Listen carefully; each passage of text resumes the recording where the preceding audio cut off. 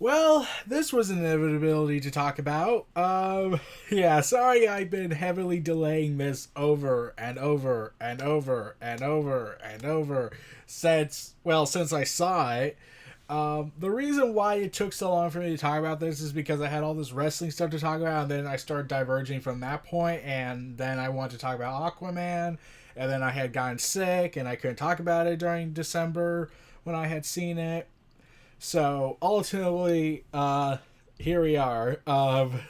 Finally, we're talking about this movie, the next installment in the DC Extended Universe, and yeah, it's been a pretty rough ride for DC Comics and DC Films and Warner Brothers.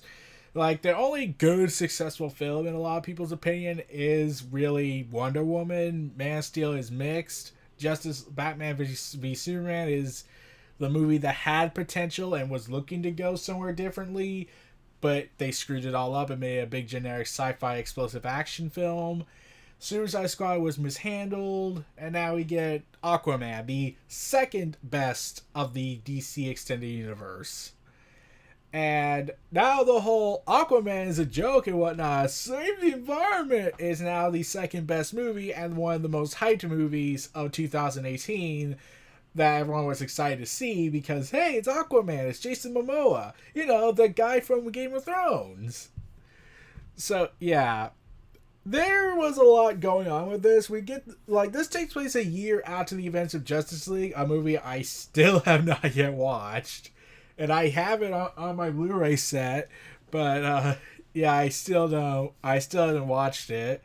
But it takes place a year after the events of Steppenwolf and all the chaos that went from there and the over $500 million stuff. The screenplay was made by Will Beall.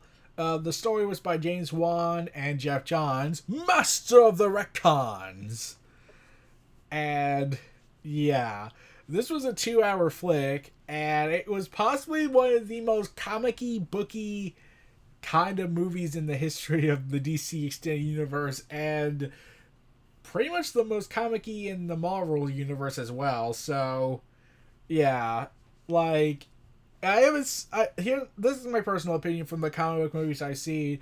This is possibly the most comic booky movie that was good since. I have not watched the Adam West TV show, so I'm not going to count that. Like, a lot of the DC movies and Marvel movies have always been grounded and had a sense of realism. Okay, realism is not the right word to say this because we haven't discovered alien life yet. It's more like the fact that there was so much color, explosions, and it was all over the place at times, and you had all this crazy spectacle stuff going on, whereas in Marvel and DC and the other DC movies, it's like a lot of them were either grounded or it wasn't really as colorful, or like Infinity War had a lot of coloring on it, but it took like how many years for them to finally do it? I get the feeling that they were trying to say it's in its own universe, so all the color palette has to look the same. But yeah, when this was announced, I was a little surprised that no one went ahead and complained about, why doesn't Aquaman have blonde hair? He's supposed to have blonde hair, because that was the most important thing they would be mad about. And don't say that wouldn't be possible. Let's be real. These would probably be the same people that were complaining about how Wonder Woman doesn't have armpit hair, and I was like, I see. You're all massive idiots. So, yeah. So, it continues the story of Aquaman, Arthur Curry, and we also focus on his backstory about Tom Curry rescuing his eventual wife, the princess of the underwater nation of Atlantis. They fall in love, have a son, and yeah, basically, the Atlanteans are figured out what's happened, and now they're come for Arthur's mother, and she is allegedly executed. Yeah, take an actor and go ahead and kill her off. That's certainly not going to lead to something at the end. There is one problem I do have. Um, this led to a question I kept having regarding the movie. Why is it that let's see, what was that question again? I had it at the top of my tongue, but now I lost it. Um, what was it? I'll get back to that. Um, oh wait, yeah. So due to like we eventually go back to see yeah. So Nuda Nudis whatever Volko is tasked to train Arthur, and under his guidance, Arthur becomes a skilled warrior, but is rejected by the Atlanteans for being a half-breed and ultimately leaves Atlantis behind. So this takes place after Steppenwolf's invasion. Arthur confronts pirates led by Jesse Kane, who has been hijacking nuclear submarines. Kane is killed during this confrontation. His son, David Kane, vows revenge, becoming Black Manta. Now this leads to a debate. Which Black Manta do you like more? Do you like DCEU's attempt at Black Manta, or do you like Young Justice's Black Manta, who, while ruthless and aggressive, still showed a sign of compassion for his son? You know, Kaldor, Aqualad, the new Aquaman in the DCYJ, as I like to call it. Yeah. Also, there is one thing that was bugging me a little bit. It's like, okay, so the idea of Aquaman. So basically, this whole plot of the movie happened because Aquaman did not want to be compassionate towards the enemy. And I'm just thinking like, oh, so it's going to be that kind of movie. The movie where this whole stuff would not have happened if one act was performed or not performed. Which is something I did not say in the Suicide Squad video I had made a while back, where I said that basically the vast majority of this entire movie is basically Amanda Waller's fault. Yeah, it's basically her fault. Nostalgia Critic pointed it out, and I was like, yeah, now that I think about it, yeah, it is kind of her fault. It is pretty much her fault. So basically, that's the same thing. It's like, yeah, but then, yeah, so basically during some big summit, Arthur's half-brother King Orm, and who uses a seemingly unprovoked attack as a pretext of declaration of war on the surface. Basically, they're trying to get all of Atlantis to go to this gigantic war, the Seven Seas, against the surface world, and they dump a whole bunch of all of humanity's trash and stuff into the surface land. And that just led to me questioning something. Why are everyone so dismissive about the idea of Atlantis? Like, they do know there's an Amazon, Themyscira, let's see, okay, yeah, that was always the thing that bugged me. That's the one thing that seriously bugs me, is the idea that, wait, we have a guy that can fly, we got attacked by aliens, why is the idea of Atlantis underneath our doorstep basically impossible to believe? Like, I don't get that mentality. Like, you mean to tell me that there's a half man, half machine made from an alien technology? There's Amazon from Themyscira, who's immortal. There's a guy who dresses as a bat, the most realistic person in the room right now. And you saw, like, I didn't watch Justice League, so I was like, did the news not talk about Steppenwolf's invasion or anything? Was it kept hidden? Because that just really bugged me. So, basically, Steppenwolf and Darkseid's forces coming in and attacking everything just to get the mother boxes and failing miserably.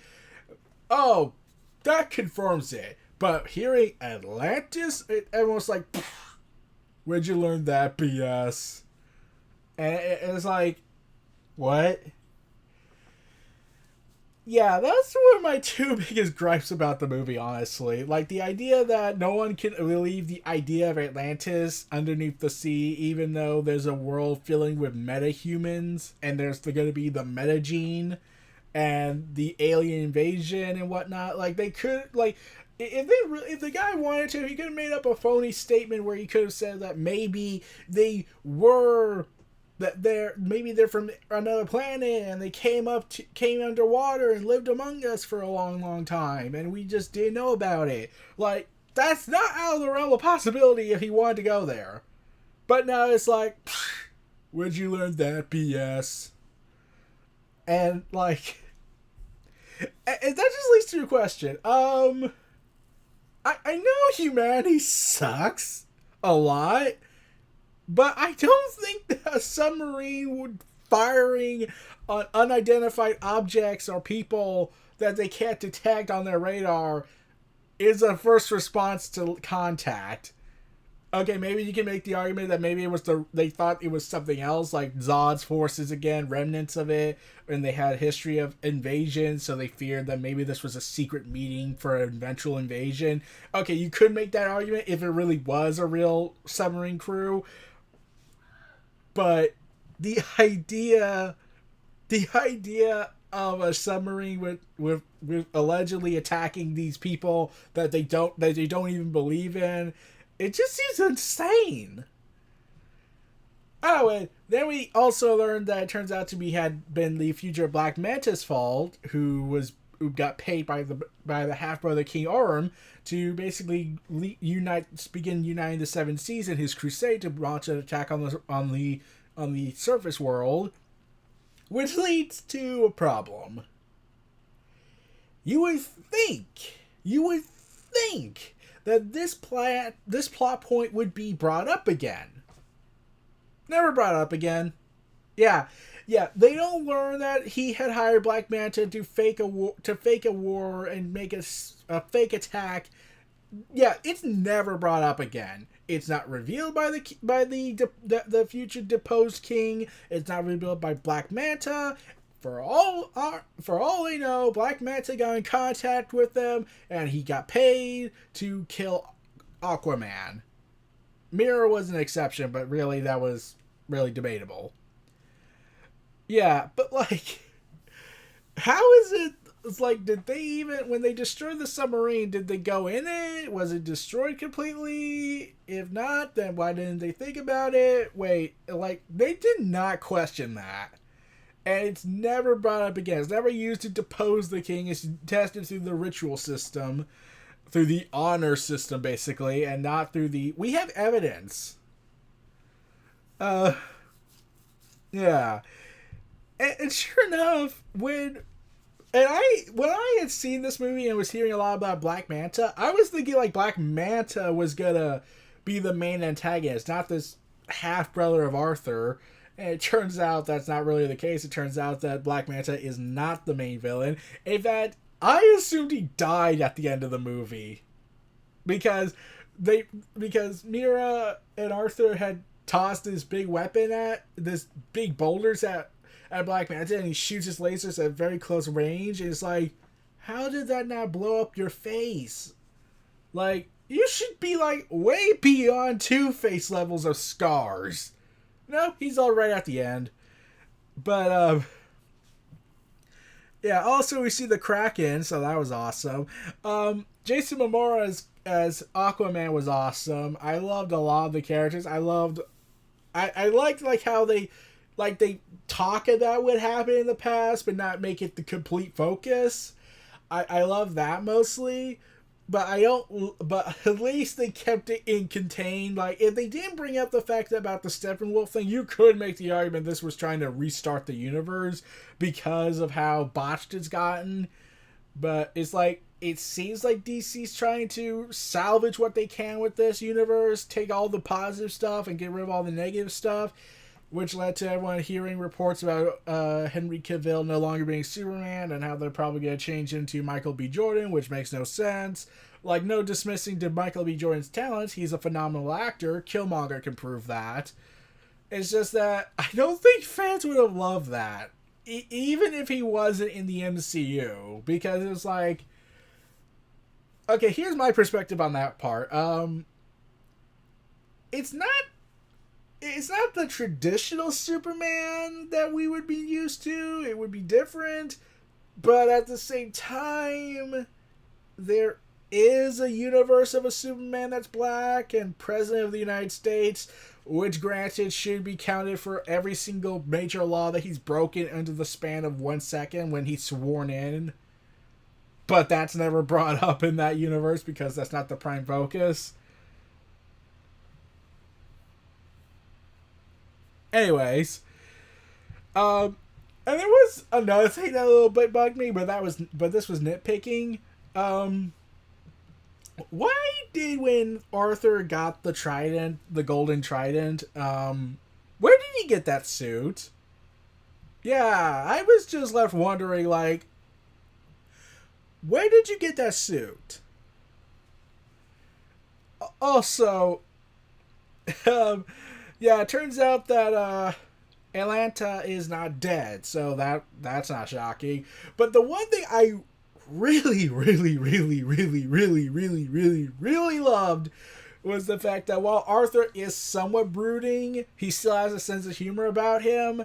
And even though, like, his mother's been gone and he assumes she's dead for all these years, it's like, it doesn't destroy the relationship between father and son and they're going to have to reconcile at the end of the movie. No, it's like, oh, they've always had a good relationship, even after the mother was gone and allegedly dead. But, like, yeah, they at least kept to that. But, she's ultimately alive and reunites with Tom while Arthur ascends the throne with Mira by his side after a huge makeout session in the middle of a war zone. Yeah. And he ultimately decides to embrace his fate as Aquaman. And then we get Dr. Steven Shin, you know, the guy who's obsessed for finding Atlantis and agrees to and rescuing Black Manta, and, you know, the guy who kept saying that Atlantis is real, Atlantis is real. Well, the media was like, where'd you hear that BS? It's not like we have a universe filled with a Superman, a Wonder Woman, a guy dressing up as a bat, a cyborg man, wait, I just realized we are incredibly stupid right now. We should really take this into consideration. So, yeah. But it's never brought up again about the whole Orm had basically faked all this. It was never a surface dweller attack. It was just him being an a-hole. Yeah, that's never brought up again. Also, there was this scene where where Orm is basically okay, so Black Manta David is on this boat and he's on this in the middle of the ocean, and then we see this gigantic light underneath him, and it's like, wait a second, where have I seen this before? Wait a second, I've definitely seen this somewhere before. Bright lights, and let's see, under the sea, a guy on a boat. Oh my god, it's Ponyo. They're ripping off Ponyo, except without the motherly love and affection of the giant woman and her husband. It's two gigantic crazy people who are ready to start World War III or World War Ocean. Yeah. But, yeah, it was an insane movie. It had a lot of spectacle going about it. It felt self-contained to me, at least, but I can understand if someone else didn't like it. But, yeah, the DCEU with Wonder Woman and Aquaman at the helm, basically, is curious to know where this future is going to go with it. Like, is it going to go... When are they ever going to go back to Superman? Are they ever going to bring up Batman the movie? Okay, that's going to happen, but still. Is Henry Cavill really done, as much as they're saying he isn't? Is, Ben Affleck going to keep doing the role? Who knows? But, yeah. The other thing, but one more thing I wanted to mention is the action and the CGI. Yeah, it was blatantly obvious, but, I loved how I loved how they give all this backstory and whatnot at the first part of the movie and then just move forward and try to solve a mystery. Almost like it was Tomb Raider a little bit when they got to the temple underneath the desert. That kind of reminded me of the vibe of Tomb Raider. Also, yeah, the Sahara Desert, where the Tri was forged. Yeah. Also, the last thing I did love is basically, like, Mira, the actress who plays Mira looks the part from what I've seen in the comics, and everyone else seems to be playing their roles. Like, let me point this out. I have not read an Aquaman comic. The only times I've ever been experienced to Aquaman before this movie, or before the DCEU in general, was Young Justice and the Justice League series, and the DCEU. I have not watched the DC animated movie universe from the direct-to-DVD stuff. I do know about that Aquaman, but still, I've never watched it, but I have watched Young Justice's Aquaman and, well, the DCAU's Aquaman. And I'm just waiting, so, like, yeah, where do you think they're going to do the cutting off the hand thing? Probably not, maybe, who knows? And, yeah. And, like, everyone was asking, why was everything so insane? It's like, I want it to be somewhat insane. Like, this is a comic book movie. I'm all for grounded realism. I'm all for that, but I do want to just watch an entertaining comic book movie of insane proportions. It was fun. This movie was fun. It was the second best movie of the DCEU. So let's see. Wonder Woman at number 1, Aquaman at number 2, Man of Steel at number 3, Batman v Superman at number 4. I haven't watched Justice League, and Suicide Squad at number 5. So we'll see how that goes. But I'm trying to wonder, are they going to consider doing a gigantic retcon with Flashpoint, since that's the name of the Flash movie they're making? And so Jeff Johns is in charge, and we know about what Flashpoint is in the comics. That led to me thinking, are they going to, like, sprinkle out what was good about the DCEU and take out the bad stuff of the DCEU and try to renew hope again? You know, the thing that Dan DiDio hates with a fire of passion. Who knows? We may never know. At least until the 2020s. So, yeah. Aquaman was an entertaining movie for me. I enjoyed it all throughout it. The characters looked their parts. The actors were great. I can't wait to see where they're going to do with Aquaman next. Provided the DCU survives, has any more momentum after this. Like, they got Wonder Woman 84, I think. But we'll see. We'll see. So those were my thoughts on Aquaman, the DCEU's Aquaman. This was Neo Reality Entertainment. Feel free to like, comment, subscribe, and donate to for more.